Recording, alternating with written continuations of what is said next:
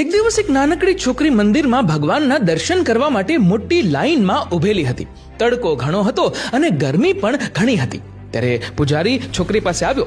પૂજારીએ કહ્યું, બેટા મને 500 રૂપિયા આપ, હું તને સીધી અંદર મોકલી દઈશ, વીઆઈપી દર્શન કરાવીશ. છોકરીએ ઘણું વિચાર્યું અને પછી બોલી, હું તમને 5000 રૂપિયા આપીશ.